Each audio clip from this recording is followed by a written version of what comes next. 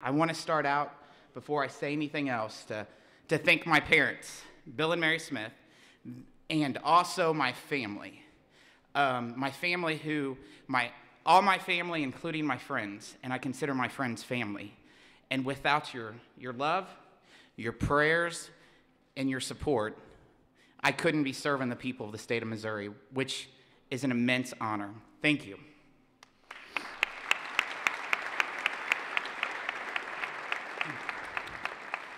I also want to thank all of my colleagues here in the House.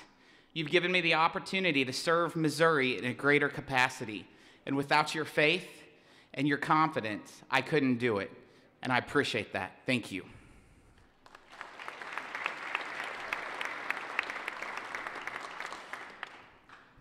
I also want to thank the gentleman from Franklin, who's a dear friend. The words that you said, I will remember for a very, very long time, and I appreciate that. And the lady from Scott, another dear friend down in Sykeston, so thank you so much. I appreciate it. For those of you who have served with me for years now, we've developed many friendships and a lot of memories. A lot of memories that I can't share right now, but a lot of memories. These memories will endure past our time in this chamber. For those of you who are joining us for the first time, I look forward to the relationships that we are sure to build and the memories we will make in what I hope will be a productive final 2 years for me here in Jefferson City. As your Speaker Pro Tem, I want each of you to know that my door will always be open. Regardless of the side of aisle that you sit on, I will be here to help you when I can. There will be times that we disagree, and inevitably there will be some huge differences. But at the end of the day, we are all bound by the same purpose, to do what is right and best for the people of the great state of Missouri.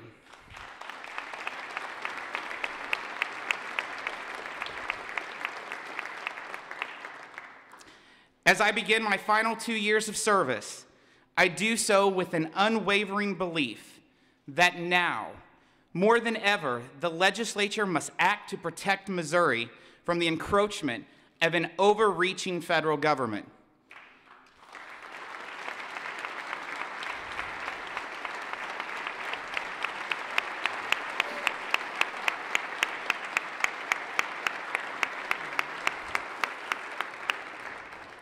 This is a government that is completely out of touch with reality and threatening to redefine the basic relationships our founders envisioned between the people and its government.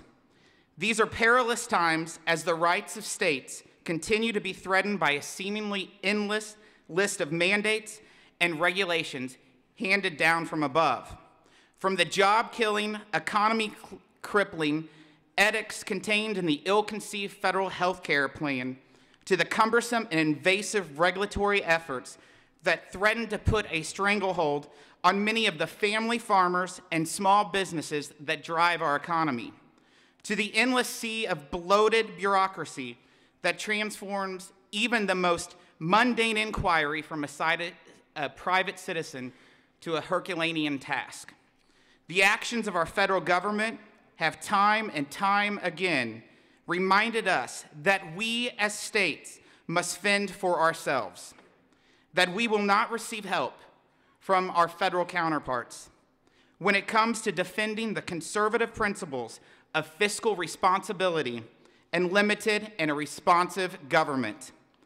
With every action taken by these out-of-control Washington, D.C. bureaucrats, we are sent one very clear message: that we have forgotten it is we, the states, and the people who created the federal government, not the other way around.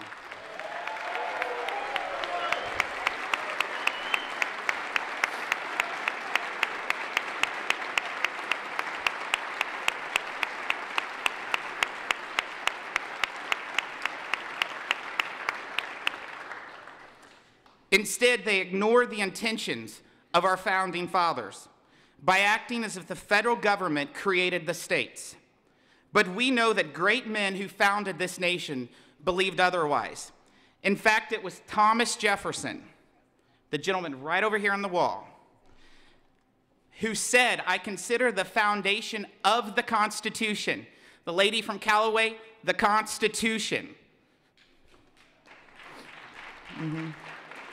"I consider the foundation of the Constitution as laid on the ground that all powers not delegated to the United States by the Constitution nor prohibited by it to the states are reserved to the states or to the people. And yet Congress has defied the will of our founders and worked to seize a boundless field of power, and in doing so has encroached on the rights of the states. Their disregard for the very nature of our system of government has given birth to policies that ignore our freedoms and trample our rights. And with every action they have taken, they have forced states like ours to rally together to defend our sovereignty. So as we take action as states to stand in defense of our people, we simply follow the road defined by men who created this nation. I'm proud to say that here in Missouri, we have slapped away the overreaching hand of the federal government with our passage of both the Healthcare Freedom Act and last year's Proposition E, and with the many actions we have taken to defend our personal freedoms and embrace fiscal responsibility.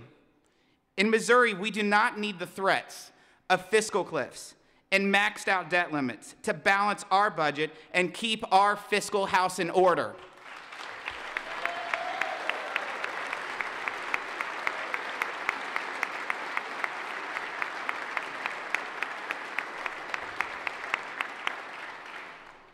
And we are not alone in our defense of the liberties of the people and in the conservative principles that have made this nation great.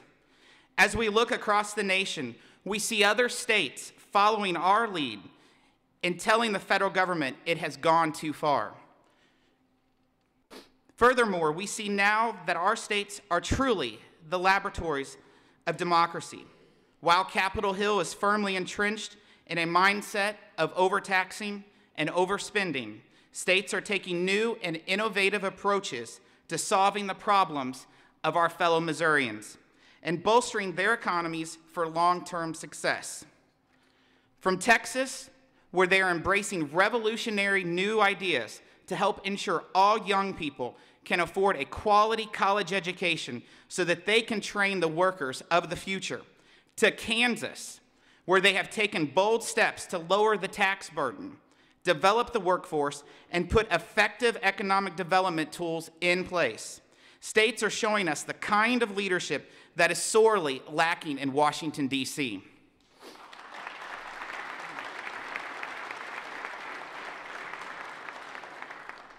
When it comes to a shining example of a government that embraces fiscally responsible spending, a commitment to reducing the size of bureaucracy and increasing the attention paid to the needs of the people, and a vision for the future that holds a promise and hope rather than mountains of debt, it is the states we must look for hope and inspiration.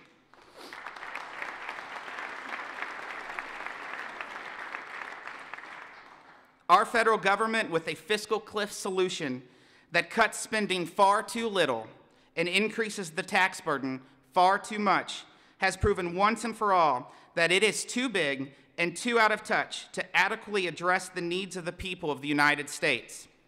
And so we as state legislatures stand ready to answer the call to duty that our constituents elected us to carry out. Here in Missouri, we will continue to provide Missouri-based solutions to the problems we face as Missourians. As your Speaker Pro Tem, I hope you will stand with me to defend the traditional rights of farmers, hunters, and fishermen. These proud and long-standing traditions that have been handed down from generation to generation have been under attack by Washington, D.C. special interests and federal bureaucrats. These out-of-state radicals have sought to destroy an important part of the Missouri way of life. Together, we can stand in defense of many farmers, hunters, and fishermen with language that will protect and preserve the time-honored traditions that Missouri families have carried on for generations. and that will forever enshrine this vital way of life that must continue if future generations are to have the kind of Missouri and the kind of America that our forefathers envisioned.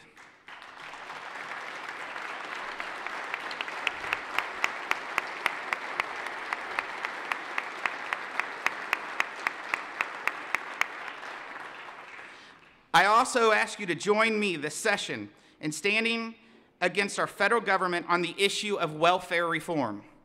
For more than a decade now, the Welfare to Work program has been a successful model for helping put people back on their feet and back to work. Now the politicians in DC have opened the door to transform that system into a true entitlement program which hands out with handouts to those who have no desire to be productive members of society.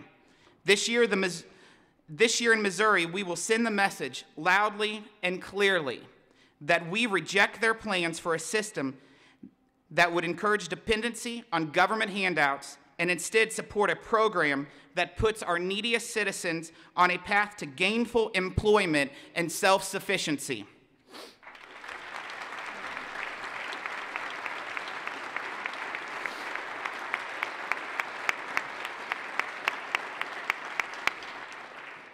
We have the opportunity this session to do great things for the people of Missouri, an opportunity to remind our federal government that we the people and we the states have the answers to the problems the career politicians in Washington, D.C. have been unable or unwilling to solve.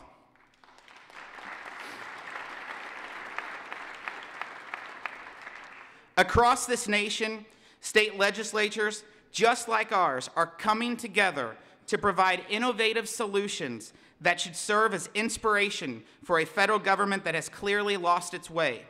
Here in the People's House, we serve the will of those who elected us to office, and with every action we take and every vote we make, we do so for the good of the families that we serve.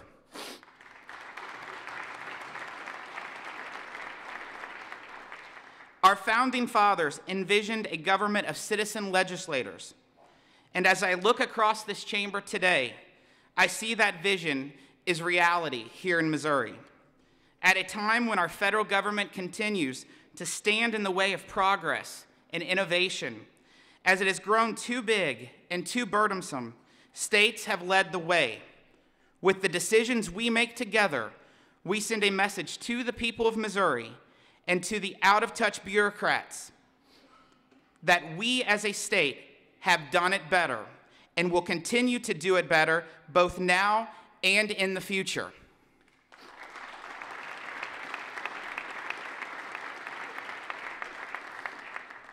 I want to thank you again for giving me, a country boy from Dent County, the honor to serve this body as your next Speaker Pro Tem.